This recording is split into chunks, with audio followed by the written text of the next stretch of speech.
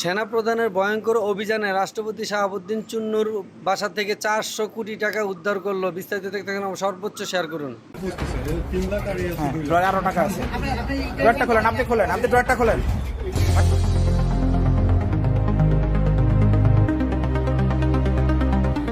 মধ্যরাতে রাজধানীর গুলশানে অবস্থিত রাষ্ট্রপতি মোহাম্মদ শাহাবুদ্দিন চুপ্পুর বাসভবনে অতর্কিত অভিযান চালায় সেনাবাহিনীর স্পেশাল টাস্ক ফোর্স।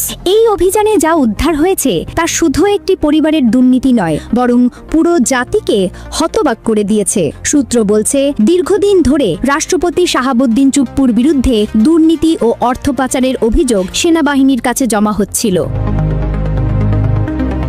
এই অভিযোগের ভিত্তিতেই মধ্যরাতে তার বাসভবন ঘিরে ফেলে সামরিক বাহিনীর দল। ঘণ্টার পর ঘণ্টা তল্লাশির পর একের পর এক বাক্স বের করে আনা হয়। সেগুলোতে ছিল কেবল নগদ টাকা, ডলার, পাউন্ড এবং রিয়াল।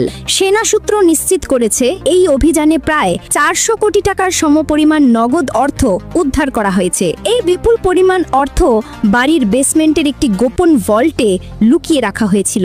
সকালে খবরটি ছড়িয়ে পড়তেই দেশ জুড়ে তীব্র ক্ষোভের সৃষ্টি হয়। মানুষ প্রশ্ন তুলেছে, রাষ্ট্রের সর্বোচ্চ ব্যক্তি যদি এমন দুর্নীতির সাথে জড়িত থাকেন, তবে সাধারণ মানুষ কাকে বিশ্বাস করবে? রাজনৈতিক বিশ্লেষকরা বলছেন, এই অভিযান বাংলাদেশের রাজনীতিতে একটি নতুন অধ্যায়ের সূচনা করেছে।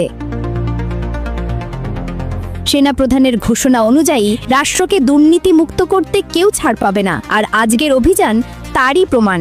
বর্তমানে রাষ্ট্রপতি শাহাবুদ্দিন চুপ্পু কার্যত গৃহবন্দী। যদিও তিনি অভিযোগ অস্বীকার করে এটিকে রাজনৈতিক ষড়যন্ত্র বলে দাবি করেছেন, তবে সেনাবাহিনীর হাতে থাকা প্রমাণের সামনে এই অস্বীকার কতটা টিকবে সেটাই এখন বড় প্রশ্ন। এই ঘটনা শুধু দুর্নীতি নয়, এটি রাষ্ট্রীয় পতনেরও প্রতীক। তবে একটি বিষয় স্পষ্ট, দুর্নীতিবাজদের বিরুদ্ধে সেনাবাহিনীর এই অভিযান এখন অব্যাহত থাকবে।